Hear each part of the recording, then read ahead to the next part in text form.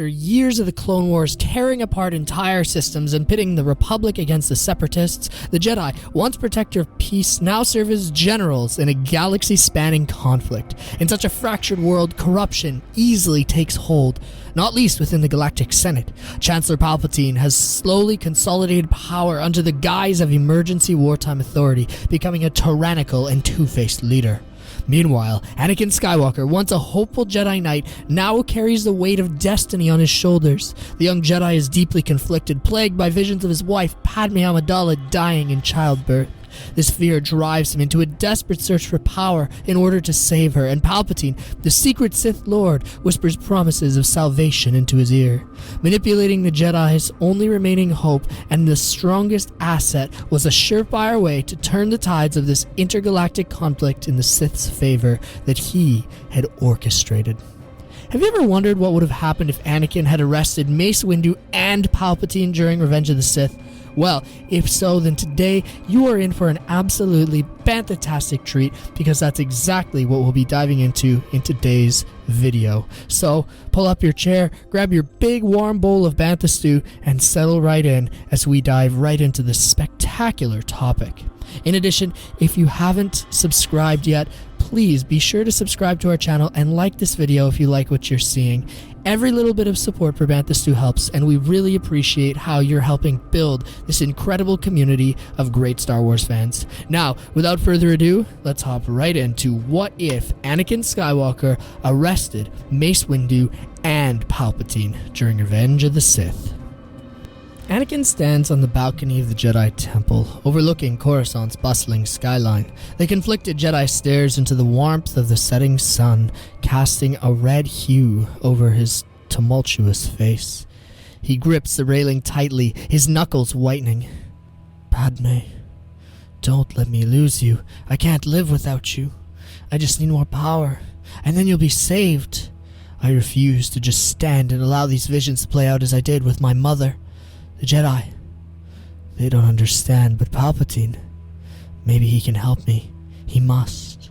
He's my only way that I can save Padme. And now, the Jedi are going to do heavens knows what with him.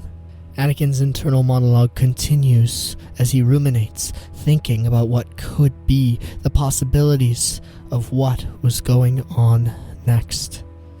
In that moment, he can see Obi-Wan's face in his mind, and the face of other Jedi who had helped mentor him along the way, particularly Qui-Gon. He wonders if they would be proud of him. He wonders if they would understand. He wonders if they would know his need and desire to help Padme.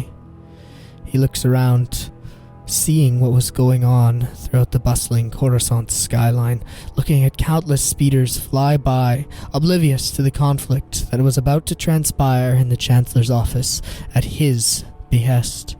No, something had to be done. Something needed to happen now. In that moment, Anakin decides to do something radical. He emerges from the balcony, returns to the Jedi Council chambers, and gets ready to go to the Chancellor's office himself. As the battle rages on across the galaxy and as General Kenobi tries to find General Grievous on Utapau, Anakin rushes to Palpatine's office, having just learned that Mace Windu and the Jedi have discovered the Chancellor's true identity because of his uncovering as a Sith Lord. He arrives just as Mace Windu and Palpatine are locked in a fierce duel, their lightsabers clashing, filling the room with blinding flashes of endless light. Bursting through the door, Anakin announces, "Don't kill him. He must stand trial." Mace has Palpatine cornered. The Chancellor, seemingly weak and defeated, begs for his life. "I'm too weak, Anakin. Help me. The Jedi are taking over." Mace raises his lightsaber, prepared to strike down the Sith Lord. "He's too dangerous to be kept alive. He controls the Senate and the courts. He must be stopped," Windu replies. Anakin stands there, frozen, conflicted, his heart pounding. The tension in the air is thick and palpable. For a moment, time seems to stop. His mind races, his loyalty to the Jedi at war with his fear of losing Padme, and he promises that Palpatine had made. "No, we'll arrest him, and I'll arrest you, Windu. You can't kill him. This is treason." In this moment, instead of striking Mace Windu down, Anakin opts for a middle ground path. And in that instant, everything changes. He ignites his lightsaber, waving it around the room, feeling its power coursing through his hands and pointing it in the direction of both men. "Anakin, what are you doing?" the Chancellor hums. Everyone in the room is shocked as Anakin makes his bold proclamation. The tension between the Jedi and Sith collapses into something that neither Mace nor Palpatine had expected. This strange altercation between light and dark had morphed into something new. This legendary conflict that had been going on for millennia now stood at a standstill as Anakin is there with his lightsaber, ready to confront both parties involved. He commands both of them to stand down. "I won't ask either of you again," Anakin says, his face contorted into an expression of absolute seriousness. Mace is furious and hesitates, but he ultimately agrees, lowering his weapon. He is a Jedi after all, bound by his principles. "You're making a mistake, Skywalker," Mace utters. "You don't understand what's at stake." "Very well, Anakin," Palpatine says from the corner of the room as Mace Windu lowers his saber and looks Anakin directly in the eyes. "You've made your choice, but do you think the Jedi will ever let me live?" Anakin calls for backup, his lightsaber in his hand, and he continues to hold it towards both of these adept Force users' throats. They wait, Palpatine, his face twisted in an evil smile, waiting to see what would happen. In that moment, the Republic guards arrive to take Palpatine and Windu into custody. Both are immediately taken to a secure facility within the Jedi Temple for questioning. Palpatine's calm demeanor suggests that he's already planning his next move, while Mace seethes with frustration at being imprisoned by the people that he thought were his allies. Anakin mutters under his breath, "Is this the only way?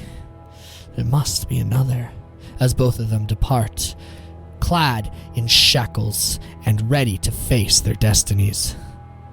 The news of the aforementioned actions spread across the galaxy like wildfire. A bitter and confused outcry emerges, mixed with hints of fear. The Senate erupts in outrage, with many senators loyal to Palpatine calling for the immediate release of the politician, and Mos Amida forced to command order within their halls. Meanwhile, the Jedi Council is in disarray, unsure of how to proceed. It's clear that Anakin had made a heavily controversial decision, one that might just change the fate of the galaxy as they knew it. As the galaxy continued to erupt in chaos, and as the war started to come to an end with the deaths of both General Grievous and Dooku, everything seems uncertain. The Grand Army of the Republic is still in the Outer Rim, cleaning up the last remnants of Separatist forces, but they continue to fight on, loyal to Dooku's words and Grievous's commitment to their entire operation. While many thought that the war would end with Dooku and Grievous's death, it's clear that that's not the case. Viceroy Gunray continues to be a prominent voice for the Separatist movement, and he uses his corporate funds to mobilize more and more droids to his cause, which outnumber the clones and continue to take systems under the control of the Trade Federation and their allies. In addition, the corporate machinations that continue to flourish in the shadows also try war profiteering, selling stuff to both sides and trying to figure out who they would profit most from supporting. The war is far from over, and the Senate is in absolute turmoil. The Jedi are as well. Mace Windu is a respected member of their council, and now he was in prison for treason against the Republic, even though all he had been doing was attempting to sacrifice himself in order to kill a Sith Lord, one of the ancient enemies of the Republic as a whole. But Anakin had still imprisoned him. However, he had stuck by his principles. He hadn't bent the knee to Palpatine. Instead, he had done what any good Jedi would do, and given the Dark Lord of the Sith a fair trial. After all, Jedi were not supposed to kill unarmed combatants, and this time, Anakin had stuck by his creed. So, what would happen next? In the Jedi Council chambers, tensions turn high as Yoda, Obi-Wan, and the other members of the Council debate Palpatine's fate and what could have transpired differently. Yoda, who's ever cautious, warns to the other Council members, "A Dark Lord of the Sith, Palpatine is dangerous. The Chancellor remains." Obi-Wan counters, advocating for a public trial as he is always committed to preserving his own tenets as a Jedi. A trial could expose him, show the galaxy that the Jedi stand for justice, not vengeance against our ancient enemies. We could actually show people and win over hearts and minds to our cause. I've seen many people who are becoming dismayed with this war.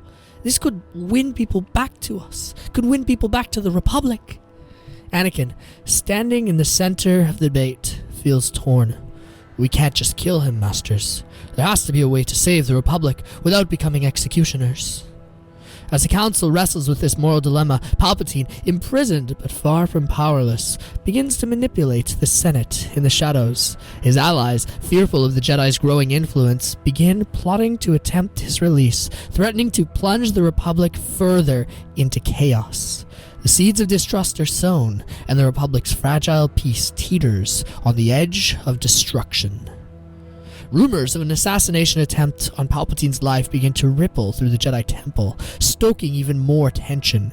Anakin, already struggling with his conflicting emotions, learns that a group of rogue Jedi, fearing Palpatine's influence and inspired by Master Windu, is planning to kill him before he can stand trial. At the same time, Palpatine's loyalists in the Senate are secretly plotting to free him. And he hears words of this through Republic intelligence and through many of Padme's contacts in the Senate. In a meeting with Bail Organa, Anakin learns this dreadful truth. Yes, I've heard many rumors of senators and corporate influencers who are plotting to release Chancellor Palpatine before he stands trial. Anakin hears this in the Senate chambers with Bail Organa in a secret meeting room. Ah, I see. And where do you hear this information? Then, Bail Organa shows Anakin a hologram that he had recorded while he had been present in the room with Palpatine loyalists. While many of them did not directly say that they were plotting to free Palpatine, it's heavily implied, especially with Mos Amida looking at them at the end. I see, Anakin says. Anakin, troubled by this revelation, thanks Bail Organa for his loyalty, bowing his head to him. Of course, Anakin, you've done much for this Republic, and I would be hesitant not to give this to you. In the shadows, we've also been plotting and believe that the Chancellor's influence has gone far too long, and for far too far. This surely could help get rid of some of his corrupt influences in the Senate and restore peace to our Republic. After this meeting, Anakin, who's troubled, approaches Obi-Wan. There's a plot to kill him. I can't let them do it. If he dies, then the Republic will fall apart and Padme. But there's also a plot to free him, and he's evil. I don't know what to do. Obi-Wan's concern deepens as he sees Anakin's growing obsession with keeping Padme alive.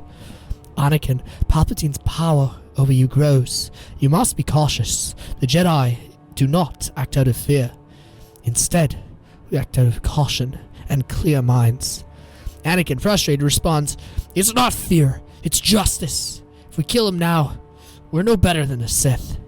Obi-Wan, sensing the dangerous path that Anakin is walking, remains silent, knowing that his friend's heart is torn between loyalty, fear, and love. The stakes have never been higher for this disturbed Jedi.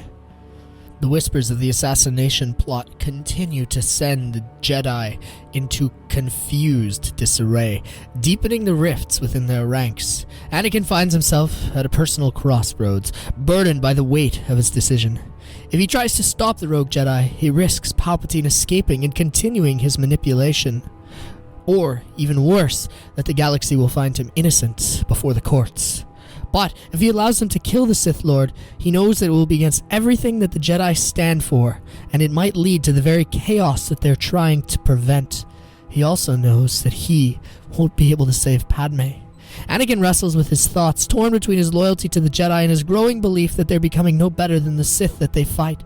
He remembers Ahsoka in this moment and how she had left the Jedi Order because of their dogmatic views and unwillingness to compromise, along with the unwillingness that they'd had to fight for her. Anakin starts to see that in his own life, feeling that the Council didn't understand his point of view and his perspective and was actively trying to push him to the side. Maybe she had been right about the Order. Maybe Barriss had been right about the Order. But in that same moment, Anakin grounds himself, remembering that he was a Jedi at heart, and even if the Council refused to stick by their principles, he would. If we kill him, we lose ourselves, Anakin mutters to himself as he continues to traverse the great halls of the Jedi Temple, the lines between right and wrong blurring in his mentality. His next move could change the entire fate of the galaxy. A few days later, after some cold contemplation and plotting from the Jedi Order, Palpatine's trial finally comes to fruition. In the grand halls of the Senate, the Chancellor is brought before the entire governmental body, Mos Amida looking him straight in the eye as his pod emerges from the crowd alongside many that have Republic guards and the Coruscant Guard right there as well, watching to see if he would make any moves with his hands cuffed, perhaps even using the Force to do something drastic. However, Palpatine remains quiet, his eyes the smiling facade of the grandfatherly figure that he had presented to the galaxy for the past few decades. Senators and the Jedi Council watch closely, but Palpatine remains composed, delicately twisting his narrative, planting doubt about the Jedi's intentions with his facade. His quiet manipulation sets the stage for what's to come. Suddenly, as Palpatine is being pushed into the Senate on his pod with his handcuffs on, chaos erupts. Lightsabers begin activating as rogue Jedi determined to end Palpatine's life along with the Sith threat forever emerge into the council chambers, some of them even going so far as to try jumping onto his pod.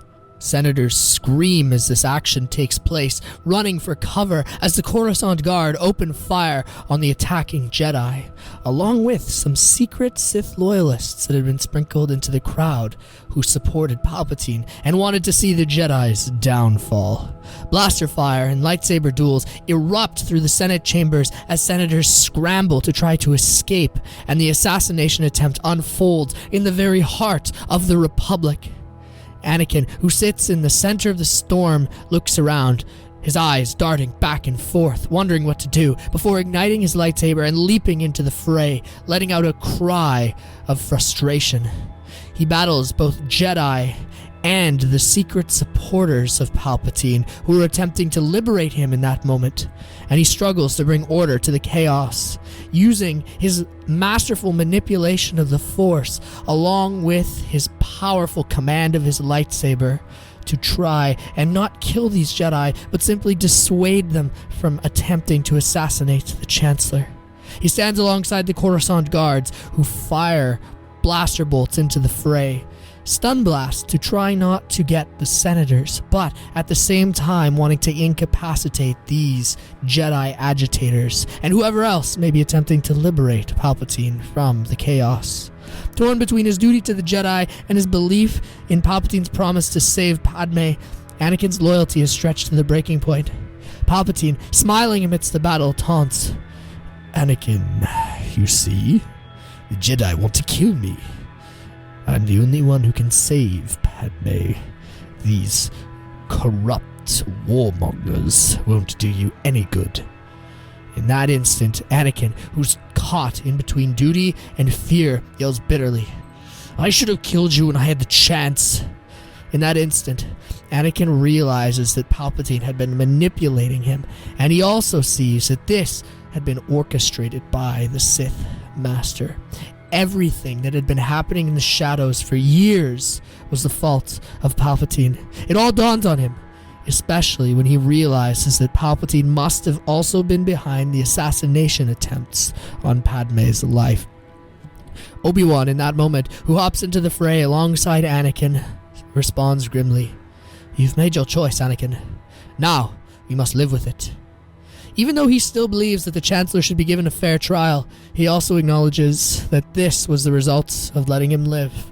The Sith Lord had still been allowed to manipulate the galaxy, and now a battle had emerged in the very heart of the galactic government. The assassination attempt is foiled, but the victory is hollow. Bodies of Jedi and secret Sith loyalists who had been trying to free Palpatine litter the Senate chamber, and the trial ends in chaos. Palpatine's true identity as a Sith Lord is finally revealed after many days of postponing the trial due to what had taken place. But the galaxy is still more divided than ever.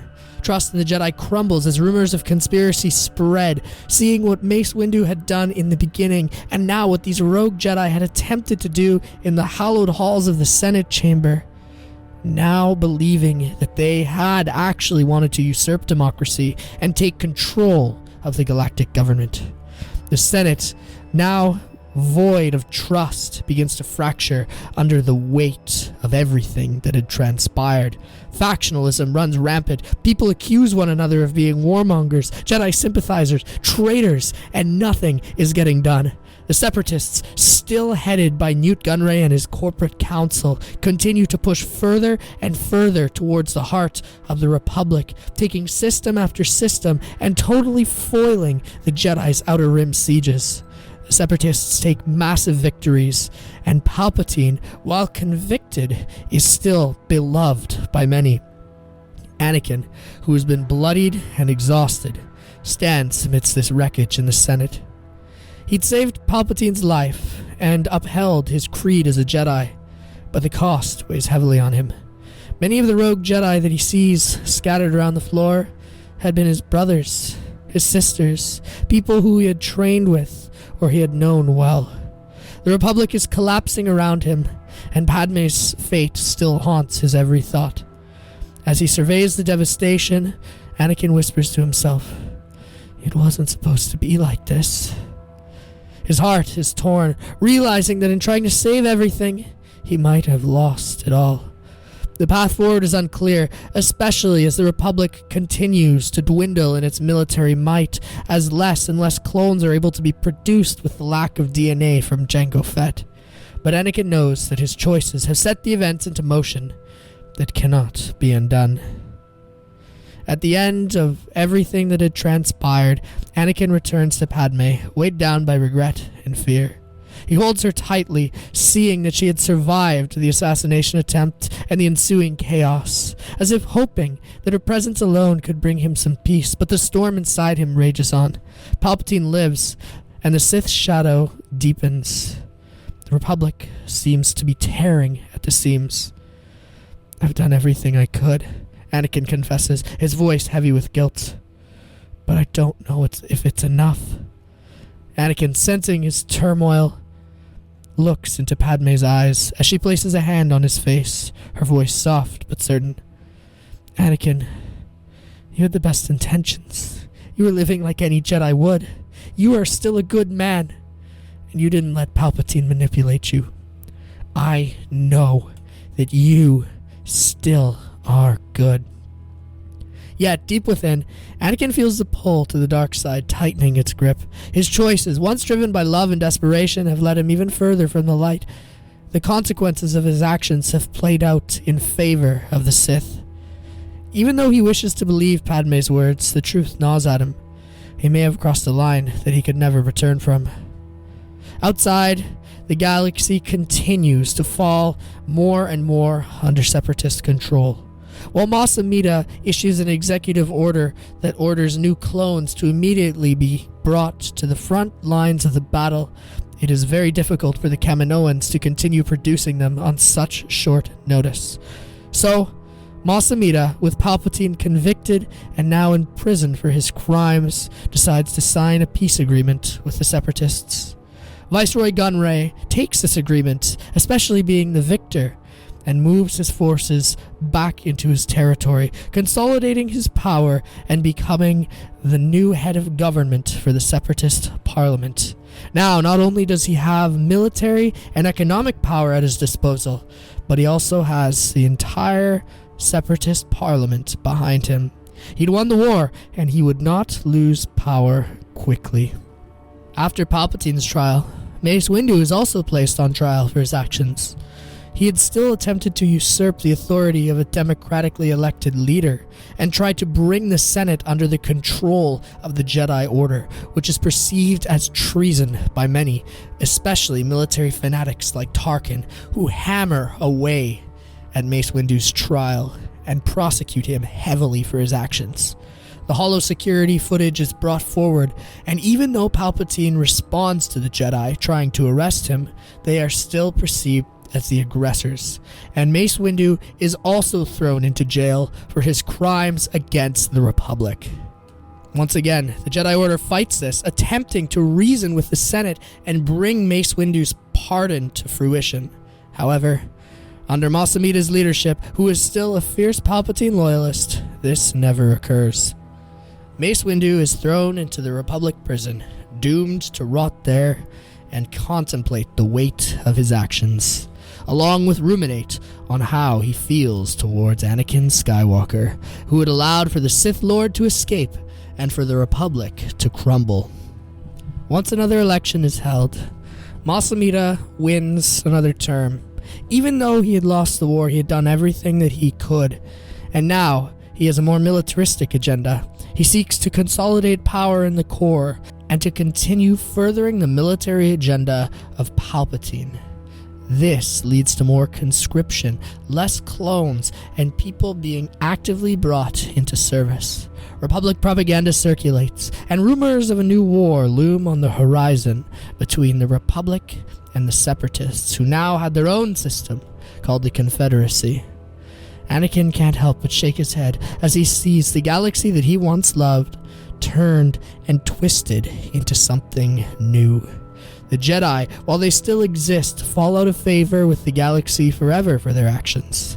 And now, things begin to look grim for our heroes. The dark side seems to loom even closer, and Anakin is still disillusioned with the order with which he serves. Once again, he wonders if perhaps his Padawan had been right in leaving the Jedi. Maybe he should make that same choice too.